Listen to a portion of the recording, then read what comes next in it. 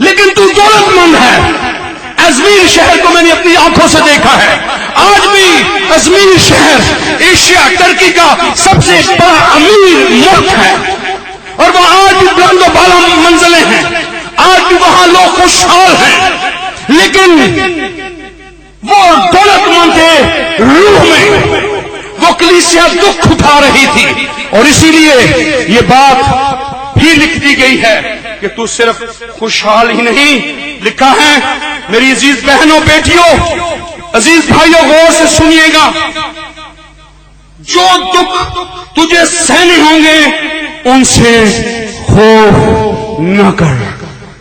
Smyrna کی کلیسیا کو بھی یہی کہا گیا اور آج بسرور کے مسیحوں کو بھی کلیسیا پاکستان کو بھی یہ کہا گیا ہے تم نے جو دکھ اٹھانے ہیں اور جو تمہارے ارد گرد ہو رہا ہے اس سے خوف نہ کرنا کیونکہ تم وہ لوگ ہو جس پیارے ملک پاکستان کو بچا سکتے ہو. تم وہ لوگ ہو وہ جو زندہ خدا کے ماننے والے ہیں. یہ ان کی دعاؤں کے وسیلے ہمارا پیارا ملک پاکستان ترقی کر سکتا ہے. یہ ان کا گہوارہ بن سکتا ہے. ہماری مسلح فوج ہماری پولیس ہماری سیکورٹی ایجنسیز کے لوگ محفوظ ہو سکتے ہیں جب ہم ہاتھ اٹھائیں گے یسوع کو پکاریں گے. وہ جو زندہ ہے اس کی قبر خالی ہے. جس کی قبر خالی ہے جو زندہ ہے وہی تو سنتا ہے. ہم اس کے نام سے پکارتے ہیں اور وہ ہمارے ملک میں امن لائے گا. موت کا کھیل ہمارے ملک میں کھیلا جا رہا ہے لیکن اس موت کو زندگی میں کون تبدیل کرے گا؟ اس کا نام یسوع ہے. اور جب ہم یسوع کو پکاریں گے تو پھر امن اور سلامتی ہوگی. جان دینے تک بھی وفادار رہ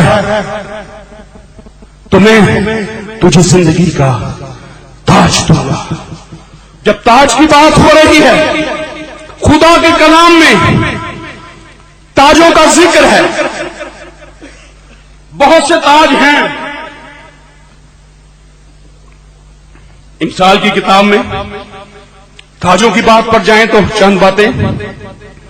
نیک عورت اپنے شوہر کے لیے تاج ہے. جان دینے تک بھی وفادار رہے تو میں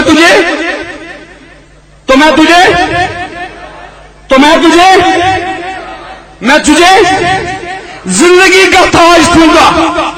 لیکن اگر تاجوں کی بات کی جائے تو کلام میں لکھا ہے کہ نیک عورت اپنے شوہر کے لیے تاج ہے. گویا یہ کیسی عزت کی بات ہے. سفید سے شوکت کا تاج ہے. کیسی عزت کی بات ہے. دانوں کا تاج ان کی دولت ہے. ہوشیاروں کے سر پر علم کا تاج ہے. اور اگر میں اس پر بات کرتا چلوں بہت سے تاج ہیں جن کا ذکر ہے کلام مقدس میں. لیکن یاد رکھیں ان سارے تاجوں کے ساتھ کسی بھی ہستی نے آج تک یہ بات نہیں کہی کہ جو کوئی جان دینے تک وفادار رہے گا اسے میں زندگی کا تاج دوں گا. لوگوں کو تو اپنا نہیں پتا لیکن یسوع کو پتا ہے کہ موت اور زندگی کا اختیار میرے ہاتھ میں ہے. میں 4 دن کے لازر کو زندہ کر سکتا ہوں. میں موت کو زندگی میں تبدیل کر سکتا ہوں. آسمان اور زمین کا کل اختیار مجھے دیا گیا ہے. وہ یہ کہتا ہے کہ میں زندگی کا تاج دوں گا. فقط اے میرے بیٹے اے میری بیٹی تجھے ان دکھوں کو برداشت کرنا ہے اور جان دینے تک بھی وفادار رہنا ہے تو میں تجھے زندگی کا تاج دوں گا. زندگی کا تاج دوں گا.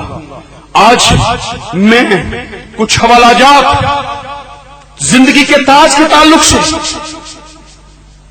اور وہ زندہ امید کے تعلق سے بتا سکتا تھا اعمال کی کتاب میں اور پہلے تسالونیکیوں میں.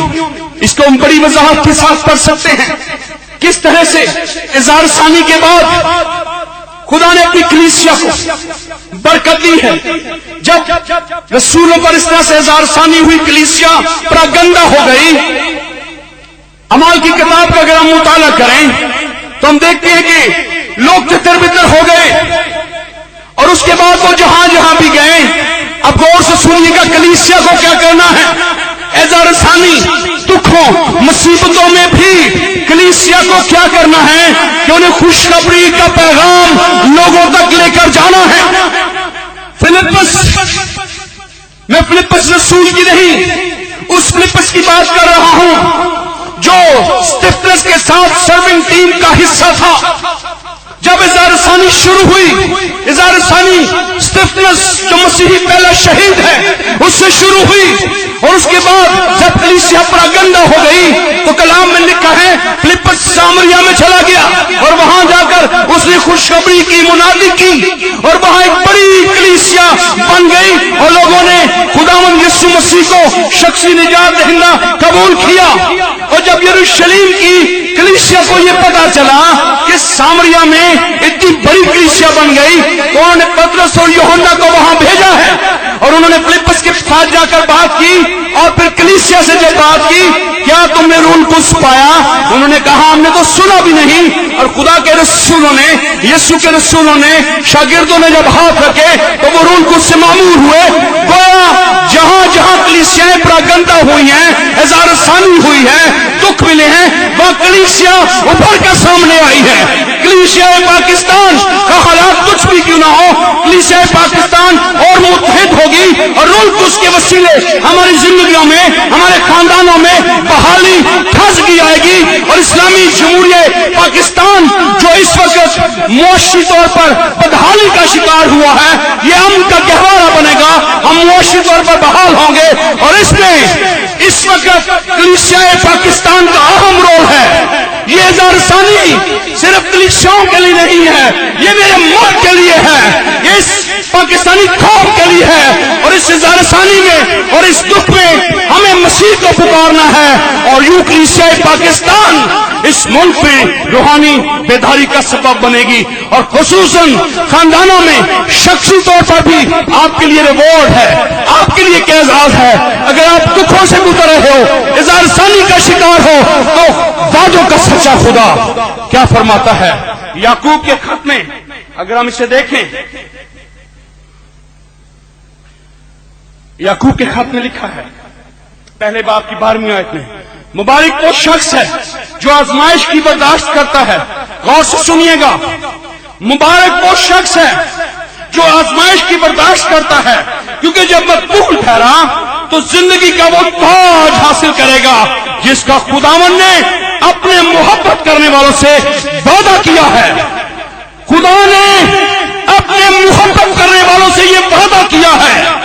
इंसान झूठा हो सकता है, लेकिन खुदा, बहुत खुदा जो कलाम करता है, जो वादा करता है, वो कभी कलाम झूठा नहीं हो सकता। हाँ, उसमें दिनों महीनों सालों की तब्दीली आ सकती है और उसका भी इन्हसार हमारी अपनी प्रैक्टिकल लाइफ पर है, लेकिन ये खुदा का वादा है कि वो अपने मोहब्बत करने वालों को, और वो लोग जो आजमाइशों को बर्दाश्त करते हैं, उनके लिए जिंदगी का ताज मौजूद है। और आज इज़हार सानी और कलीसिया का मुस्तकबिल, ये खुशखबरी का पैगाम आज उनको उसके वसीले मुझे और आपको दिया जा रहा है। कलीसिया पाकिस्तान या पूरी दुनिया में जहां कहीं कलीसिया इज़हार सानी